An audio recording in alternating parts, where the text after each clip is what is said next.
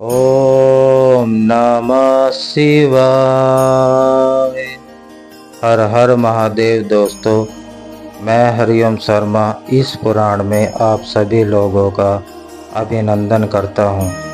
आप सभी पर महादेव की कृपा बनी रहे।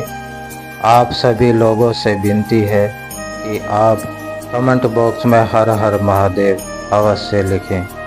दोस्तों, महर्षि वेद व्यास द्वारा शिव पुराण को लिखा गया।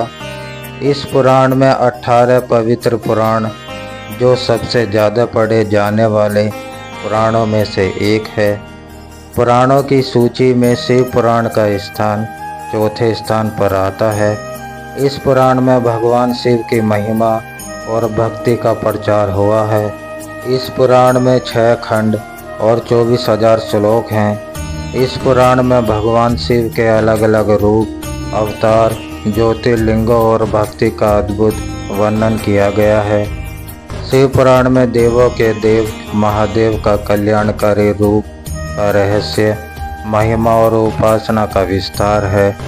लगभग सभी पुराणों में भगवान शिव को त्याग, तपस्या और करुणा की मूर्ति बताया गया। कहा जाता है कि भगवान महादेव सहज रूप से ही प्रसन्न हो जाते हैं और अपने भक्तों को मनवांछित फल देते हैं। शिव पुराण में भगवान शिव का जीवन चरित्र, उनके रहन सहन, विवाह और उनके पुत्रों के बारे में बताया गया। इस पुराण में 6 खंड हैं, जिसमें पहला खंड आता है विद्वेश्वर संगीता का, दूसरा खंड आता है रुद्र संगीता, तीसरा कोटि रुद्र संगीता, चौथा कैलाश संगीता, पांचवा वायु संगीता, छठा उमा संगीता। शिव पुराण में 12 ज्योतिर्लिंग हैं। शिव पुराण के कोटि रुद्र संगीता में भगवान शिव के 12 ज्योतिर्लिंग का वर्णन है। यह बहुत ही प्राचीन, जिसमें 12 ज्योतिर्लिंग शिवलिंग में साक्षात भगवान शिव का वास है। सनातन धर्म में 12 ज्योतिर्लिंग के पूजन का विशेष महत्व होता है। इन 12 ज्योतिर्लिंग के नाम हैं, जिसमें पहला सोमनाथ ज्योतिर्लिंग। गुजरात के सौराष्ट्र में यह ज्योतिर्लिंग सबसे प्राचीन और धरती का प्रथम ज्योतिर्लिंग माना गया है। शिव पुराण के अनुसार सोमनाथ ज्योतिर्लिंग की स्थापना भगवान चंद्रदेव द्वारा की गई। दूसरा आता है मल्लिकार्जुन ज्योतिर्लिंग। यह ज्योतिर्लिंग भारत के आंध्र प्रदेश राज्य में कृष्णा नदी पर श्रीशैल नामक पर्वत पर विराजमान है। तीसरा महाकालेश्वर ज्योतिर्लिंग। यह ज्योतिर्लिंग मध्य प्रदेश के उज्जैन नगरी में है। यह एकमात्र ज्योतिर्लिंग ऐसा है जो दक्षिण मुखी है। महाकालेश्वर ज्योतिर्लिंग की भस्म पूरे विश्व भर में प्रसिद्ध है।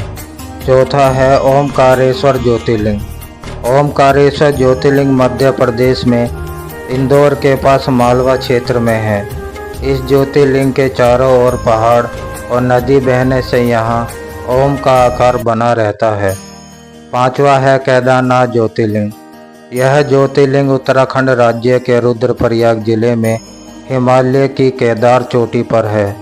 छठा है भीमाशंकर ज्योतिर्लिंग। यह ज्योतिर्लिंग महाराष्ट्र के पुणे के पास सह्याद्री पर्वत पर है। सातवां है काशी विश्वनाथ ज्योतिर्लिंग। यह ज्योतिर्लिंग उत्तर प्रदेश के वाराणसी में है। इस ज्योतिर्लिंग को विश्वेश्वर के नाम से भी जाना जाता है। आठवां है त्र्यंबकेश्वर ज्योतिर्लिंग। यह ज्योतिर्लिंग महाराष्ट्र के नासिक जिले में है। इस ज्योतिर्लिंग के निकट ब्रह्मगिरी नामक पर्वत है। इस पर्वत के नज़दीक गोदावरी नदी बहती है। नौवां है बैद्यनाथ ज्योतिर्लिंग। यह ज्योतिर्लिंग झारखंड राज्य के संथाल परगना के पास है। भगवान शिव के इस बैद्यनाथ धाम को चिता भूमि भी कहा गया है। 10वां है नागेश्वर ज्योतिर्लिंग। यह ज्योतिर्लिंग गुजरात के द्वारिका क्षेत्र में है। 11वां रामेश्वरम ज्योतिर्लिंग। यह ज्योतिर्लिंग तमिलनाडु के रामेश्वरम में है। यह ज्योतिर्लिंग स्वयं भगवान श्री राम ने अपने हाथों से बनाया था। 12वां है घृष्णेश्वर मंदिर ज्योतिर्लिंग। यह ज्योतिर्लिंग महाराष्ट्र के दौलताबाद के पास है।